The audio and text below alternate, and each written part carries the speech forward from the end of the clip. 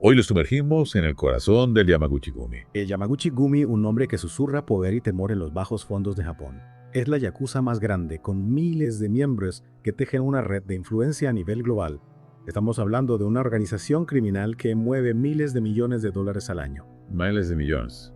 Eso ya nos da una idea de la magnitud de esta organización.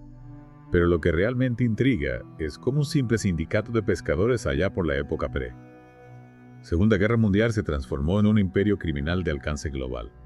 ¿Cómo se gesta un monstruo así? Esa es la pregunta que nos atrapa. Imaginen el puerto de Kuchbe en la década de 1930, un hervidero de trabajadores buscando su sustento. Allí en medio de las redes y el olor a salitre nació el Yamaguchi-gumi. Lo que comenzó como un grupo de pescadores buscando proteger sus intereses evolucionó a una sombra que se extendió por todo Japón. Es como si el mismo mar que les daba la vida también les mostrara el camino hacia las sombras. Y en esas sombras adoptaron una estructura rígida casi militar. El Gumicho, el jefe supremo, es la figura central rodeado de sus Shatei, los hermanos menores, quienes a su vez controlan a los Wakachu, la base de la pirámide. Una estructura jerárquica que recuerda a los clanes samurái de antaño. Diría es que esa tradición de lealtad y obediencia ha sido clave para la longevidad del Yamaguchi-gumi. Sin duda la tradición impregna cada fibra de la organización. Pero también hay que destacar figuras como Kazuta Oka, el tercer Gumicho. Él no solo impuso la disciplina férrea, sino que también transformó al Yamaguchi-gumi en una máquina de negocios. Bajo sus mandos, se diversificaron creando empresas legítimas que ocultaban sus actividades ilícitas. Es decir, un imperio criminal camuflado a plena vista. Y con tanto poder en juego, supongo que no todo ha sido paz y armonía dentro del Yamaguchi-gumi. El poder siempre atrae la violencia, y el Yamaguchi-gumi no es la excepción. La guerra Yamaichi en la década de 1980 es un ejemplo brutal. Hiroshi Yamamoto, un ambicioso Shatei, se rebeló y formó el Ichiwakai, desatando una guerra sangrienta que duró años. Una guerra entre facciones que seguramente dejó cicatrices profundas en la organización. ¿Cómo lograron recuperarse de un conflicto interno tan destructivo? Es ahí donde encontramos una de las mayores contradicciones del Yamaguchi-gumi. En medio de la violencia y el crimen, han demostrado una capacidad sorprendente para actos de compasión. Tras el terremoto de Kobe en 1995, fueron más rápidos que el gobierno en ofrecer ayuda a los damnificados. Los mismos que trafican con drogas y extorsionan negocios repartiendo alimentos y cobijo. Suena casi a una historia de Robin Hood, pero con tintes mucho más oscuros. Es una dualidad que intriga. Algunos lo ven como una estrategia para ganarse el favor del pueblo, otros como una expresión retorcida de su código ético. Lo cierto es que nos obliga a cuestionar nuestras propias nociones del bien y el mal. Y mientras reflexionamos sobre esa dualidad, la historia del Yamaguchi-gumi continúa. Nuevos líderes, nuevas amenazas y siempre la sombra de la violencia acechando. Hablemos de esos líderes que han marcado el rumbo de la organización. ¿Cómo han influido las transiciones de poder en la evolución del Yamaguchi-gumi? Cada Gumicho ha dejado su sello, algunos con tinta roja, otros con un intento de legitimidad. Yoshinori Watanabe, el quinto Gumicho, sorprendió a todos al retirarse algo inaudito en el mundo yakuza. Esta decisión debilitó su control y abrió la puerta a luchas internas por el poder. Y en ese escenario de incertidumbre surge Kenichi Shinoda, alias Shinobu Tsukasa, actual Gumicho. Un hombre que ascendió a la cima tras el asesinato de Masaru Takumi, un poderoso Wakagashira Tsukasa, representa la línea dura, el control férreo y una ambición que no conoce límites. Su llegada al poder marcó el inicio de un nuevo capítulo, un capítulo que aún se está escribiendo.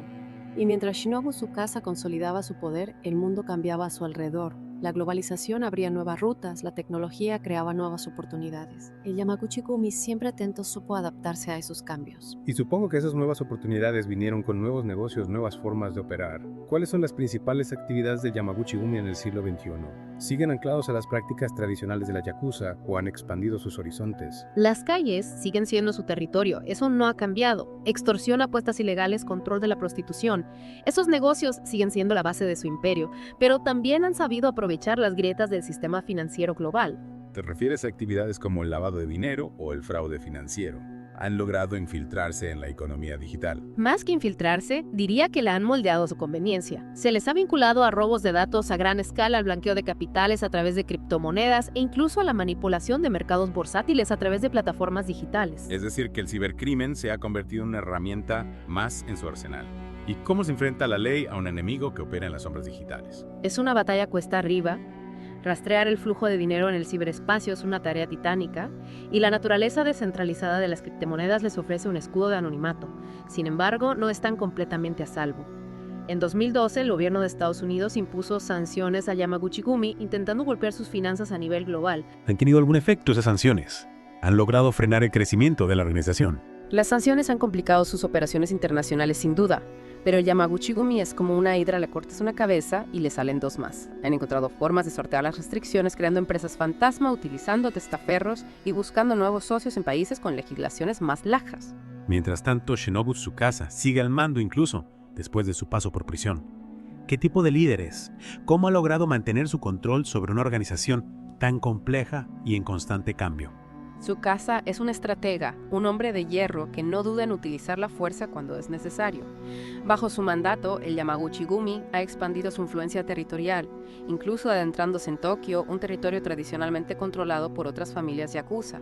Su ambición parece no tener límites. Pero esa misma ambición, ese control férreo también puede generar tensiones internas.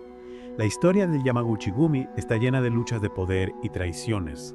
Ha logrado Tsukasa mantener a raya a sus rivales. No sin derramar sangre.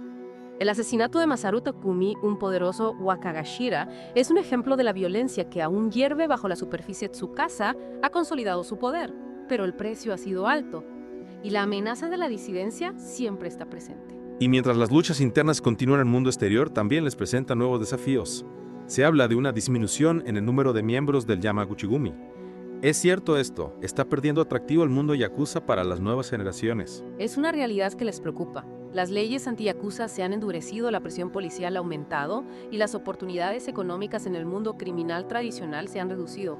La imagen romántica del yakuza, ese código de honor distorsionado, ya no seduce a los jóvenes. Ya no es tan cool ser un yakuza como lo era antes.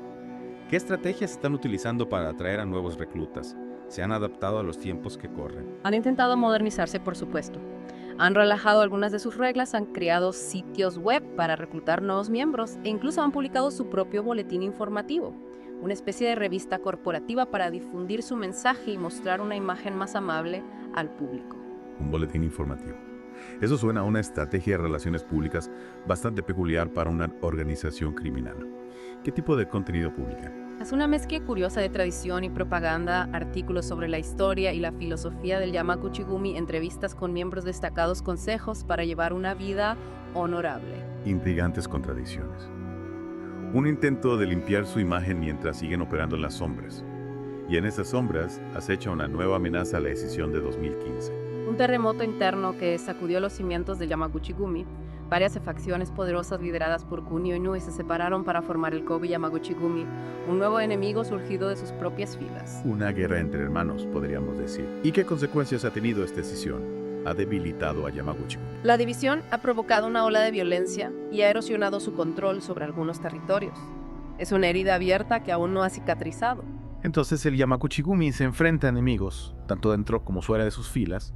¿Logrará sobrevivir estas tormentas? ¿Cuál es el futuro que le depara a esta organización que parece desafiar el paso del tiempo? El futuro del Yamaguchi-gumi es una incógnita, una partida de ajedrez con demasiadas piezas en movimientos. Se enfrentan a la presión policial, a la competencia de otros grupos criminales, a la pérdida de miembros, pero si algo hemos aprendido de ellos es que son maestros de la adaptación. Es cierto, han demostrado una y otra vez su capacidad para sortear obstáculos y reinventarse. Pero hay una pregunta que me sigue rondando la cabeza. Mencionaste antes sus actos de compasión, su ayuda a los damnificados tras el terremoto de Kobe. ¿Cómo es posible que una organización construida sobre la violencia y la extorsión sea capaz de mostrar esa faceta? Es una paradoja que nos obliga a mirar más allá de las etiquetas. El Yamaguchi-gumi, a pesar de sus crímenes, está arraigado en la cultura japonesa, una cultura que valora la lealtad, el honor, la ayuda al prójimo, valores que, aunque distorsionados, también forman parte de su código ético. Un código ético retorcido. Es difícil conciliar sus actos de bondad con la brutalidad que también les caracteriza. Quizás sea una forma de buscar la redención, de equilibrar la balanza del karma. O tal vez simplemente una estrategia para ganarse el favor del pueblo y afianzar su poder. Lo cierto es que esos actos nos confrontan con la complejidad de la naturaleza humana, con la capacidad del ser humano para albergar luz y oscuridad en su interior. Es como si el Yamaguchi-gumi fuera un reflejo de la propia sociedad japonesa, con sus luces y sus sombras, sus contradicciones y su búsqueda de armonía. Exacto. Y al intentar comprender al Yamaguchi-gumi nos estamos adentrando en la psique de Japón, en sus tensiones entre la tradición y la modernidad, entre el orden y el caos. Un viaje fascinante y a la vez inquietante. Hemos explorado sus orígenes humildes, su ascenso al poder, su estructura implacable, sus sangrientas luchas internas, su adaptación al mundo moderno. Y aún nos quedan muchas preguntas sin respuesta. El Yamaguchi-gumi es un enigma, un camaleón que cambia de color para camuflarse en el entorno. Y solo el tiempo dirá si logrará sobrevivir a los desafíos del siglo XXI, si se adaptará a un mundo que cada vez le da menos espacio a las sombras. Y con esa nota de incertidumbre, queridos amantes del misterio, cerramos nuestra inmersión en el mundo de Yamaguchi Gumi.